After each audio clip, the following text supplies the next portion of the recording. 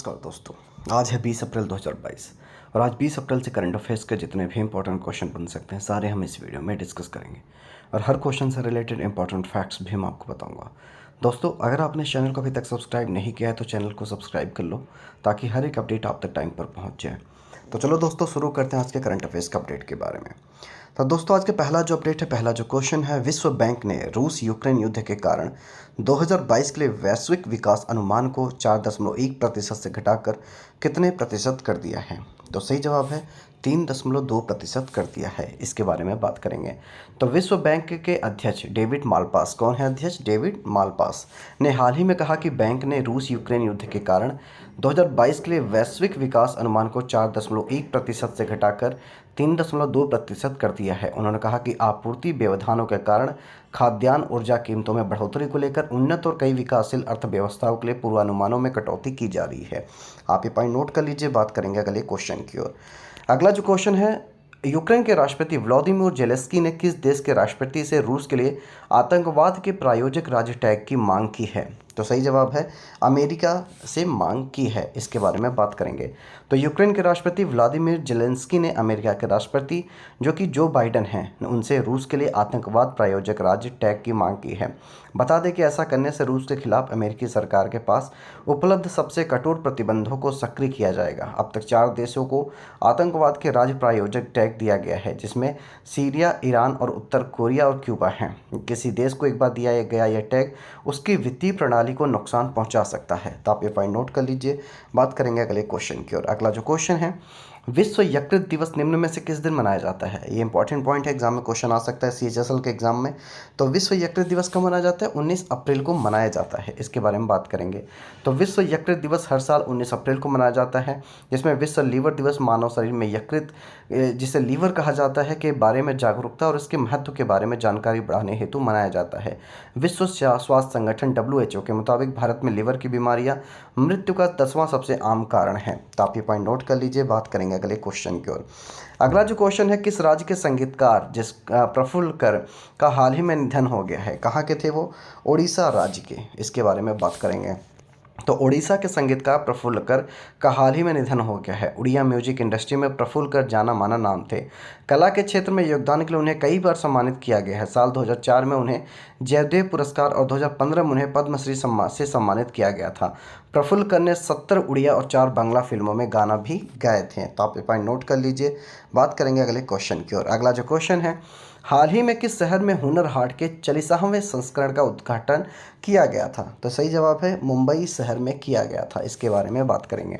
तो हाल ही में मुंबई में हुनर हाट के 40वें संस्करण का उद्घाटन किया गया। इस संस्करण में 31 राज्यों और केंद्र शासित प्रदेशों से आए 1000 से अधिक शिल्पकारों और कारीगरों ने भाग लिया। वर्तमान वैश्विक प्रतिस्पर्धा में हुनर हाट की अवधारणा देश की कला और शिल्प की पुश्तैनी विरासत की रक्षा एवं उसे बढ़ावा देने, पारंपरिक कारीगरों तथा शिल्पकारों का समर्थन करने के लिए प्रस्तुत की गई है। आप ये पॉइंट नोट कर लीजिए। बात करेंगे अगले क्वेश्चन की ओर। अगला जो क्वेश्चन है, भारत के अगले थल सेना प्रमुख निम्न में से कौन होंगे? तो सही जवाब है लेफ्टिनेंट जनरल मनोज पांडे होंगे। कौन होंगे? Lieutenant general Manoj Pande. इनके बारे में बात करेंगे। तो लेफ्टिनेंट जनरल मनोज पांडे देश के अगले थल सेना प्रमुख होंगे। वे इसी महीने 30 अप्रैल को रिटायर हो रहे सेना प्रमुख जनरल MM नरवणे की जगह 1 मई को भारतीय सेना की कमान संभालेंगे। Lieutenant general Manoj Pande general MM Naravane के बाद भारतीय सेना में सबसे वरिष्ठ अधिकारी हैं। वे 29वें सेनाध्यक्ष होंगे। इस साल फरवरी में लेफ्टिनेंट जनरल मनोज पांडे ने लेफ्टिनेंट जनरल CP मोहंती के स्थान पर भारतीय सेना के उप प्रमुख का पद संभाला था। आप ये पॉइंट नोट कर लीजिए। बात करेंगे अगले क्वेश्चन की ओर। अगला जो क्वेश्चन है, भारत और किस देश ने क्वांटम कंप्यूटिंग पर एक वर्चुअल नेटवर्क सेंटर स्थापित करने के निर्णय की घोषणा की है? तो सही जवाब है फिनलैंड के साथ। किसके साथ? फिनलैंड के साथ। इसके बारे में बात करेंगे। तो भारत और फिनलैंड क्वांटम कंप्यूटिंग पर एक वर्चुअल नेटवर्क सेंटर स्थापित करेंगे। बता दें कि इसके जरिए दोनों देशों की ज़रूरतों को पूरा करने हेतु नवीन अनुसंधान और विकास परियोजनाओं को प्रोत्साहित करने का प्रयास किया जाएगा। विज्ञान और प्रौद्योगिकी मंत्रालय द्वारा जारी एक बयान के मुताबिक भारतीय पक्ष ने क्वांटम कंप्यूटिंग पर वर्चुअल नेटवर्क सेंटर के लिए 3 प्रमुख संस्थानों जिसमें IIT मद्रास, IISIR पुणे सी और CDEC पुणे की पहचान की गई है। तो आप ये पॉइंट नोट कर लीजिए। बात करेंगे हम अपने अगले क्वेश्चन की ओर। अगला जो क्वेश्चन है, राष्ट्रीय सुरक्षा सलाहकार जिसे एनएसए कहा जाता है, उनका अध्यक्ष अजीत डोभाल ने किस शहर में 10 दिवसीय राष्ट्रीय साइबर सुरक्षा घटना प्रतिक्रिया अभ्यास का उद्घाटन किया है? तो सही जवाब है नई दिल्ली का किया है। इसके बारे में बात करेंगे। तो राष्ट्रीय सुरक्षा सलाहकार अजीत डोभाल ने नई दिल्ली में 10 दिवसीय राष्ट्रीय साइबर सुरक्षा घटना प्रतिक्रिया अभ्यास का उद्घाटन किया। उन्होंने कहा कि देश के साइबर स्पेस पर किसी भी प्रकार के खतरे का सीधा प्रभाव सामाजिक, आर्थिक और राष्ट्रीय सुरक्षा पर पड़ेगा। उन्होंने अपने भाषण में देश में डिजिटल क्रांति का उल्लेख किया और सरकार की तरफ से शुरू की गई सभी डिजिटल सेवाओं के महत्व को रेखांकित किया है। तो आप ये पॉइंट नोट कर लीजिए। बात करेंगे हम अपने अगले सेगमेंट की ओर, जिसका नाम है आज के महत्वपूर्ण दिवस के बारे में, जिसमें पहला जो दिवस है हाथी बचाओ दिवस 2022, इसके बारे में बात करेंगे। तो हाथियों के जीवन में आने वाले खतरों और विभिन्न कठिनाइयों को कम करने के लिए जागरूकता बढ़ाने के उद्देश्य से हर साल 16 अप्रैल को हाथी बचाओ दिवस मनाया जाता है। इसके महत्वपूर्ण बिंदु की अगर बात करें, यह भूमि पर पाए जाने वाला सबसे विशालकाय जानवर है। इसे अन्य जानवरों के बीच सबसे शांत और बहुतकाय रूप में जाना जाता है। भावनात्मक, बुद्धिमान और सुंदरता इसके मुख्य गुण हैं। वर्तमान में पूरी दुनिया में मुख्य रूप से हाथी की 3 प्रजातियां पाई जाती हैं, जिसमें पहली प्रजाति अफ्रीका झाड़ी हाथी, अफ्रीकी वन हाथी और एशियाई हाथी। तो आप ये पॉइंट नोट कर लीजिए। बात करेंगे अगले पॉइंट की ओर। अगला जो दिवस है, अगला जो पॉइंट है, महाराष्ट्र प्रवासन ट्रैकिंग प्रणाली, एमटीएस जिसे कहा जाता है।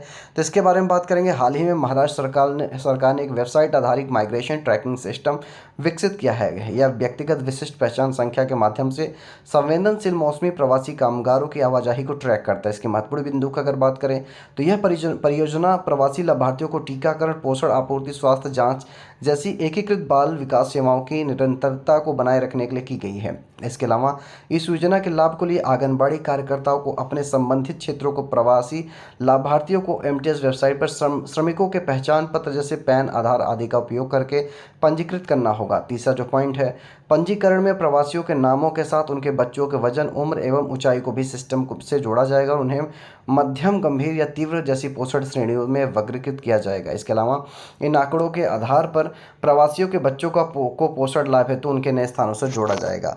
आप ये पॉइंट नोट कर लीजिए। बात करेंगे अगले क्वेश्चन की ओर। अगला जो क्वेश्चन है, विश्व हीमोफीलिया दिवस कब मनाया जाता है? तो सही जवाब है आज मनाया जाता है। तो अगर बात करें तो 17 अप्रैल को इसका विश्व हीमोफीलिया दिवस मनाया जाता है। प्रीवियस वीडियो में मैंने इसके बारे में डिस्कस भी किया हुआ है। इसके बारे में बात करेंगे तो विश्व हीमोफीलिया दिवस प्रतिवर्ष 17 अप्रैल को वर्ल्ड फेडरेशन ऑफ हीमोफीलिया द्वारा मनाया जाता है। यह दिवस हीमोफीलिया रोग के बारे में जागरूकता को बढ़ाता है। अगर इसके महत्वपूर्ण बिंदु की बात करें तो हीमोफीलिया रक्त से संबंधित एक दुर्लभ विकार है, जिसमें मानव रक्त में थक्का नहीं बनता और रक्त स्राव को रोकने में समस्या होती है। दूसरा जो पॉइंट है, रोग का मुख्य कारण रक्त के थक्के के निर्माण में सहायक प्रोटीन की रक्त में पर्याप्त कमी का होना है। यह दिवस वर्ष 1989 से मनाया जा रहा है। हीमोफीलिया एक आनुवंशिक प्रकार का विकार है। इसके अलावा वर्ल्ड फेडरेशन ऑफ हीमोफीलिया के संस्थापक फ्रैंक श्नेबल के जन्मदिवस को चिन्हित करने के लिए दिवस 17 अप्रैल को मनाया जाता है। अगला जो पॉइंट है, वर्ष 1963 में वर्ल्ड फेडरेशन ऑफ हीमोफीलिया की स्थापना की गई थी। कब की गई थी? वर्ष 1963 में। तो दोस्तों आज के इतना करंट अफेयर्स काफ़ी। उम्मीद करता हूँ कि आपको इस वीडियो में, इस सेगमेंट में कुछ नया लेके मैं आया हूँ, तो आपको ज़रूर पसंद आया होगा। अगर आपको ये वीडियो पसंद आया तो आप इसे लाइक करें, शेयर करें, कमेंट करें। मिलेंगे कल नई तरीके की स्किल्स के साथ, नई तरीके की टेक्नोलॉजी के साथ। तब तक के लिए जय हिंद, जय भारत।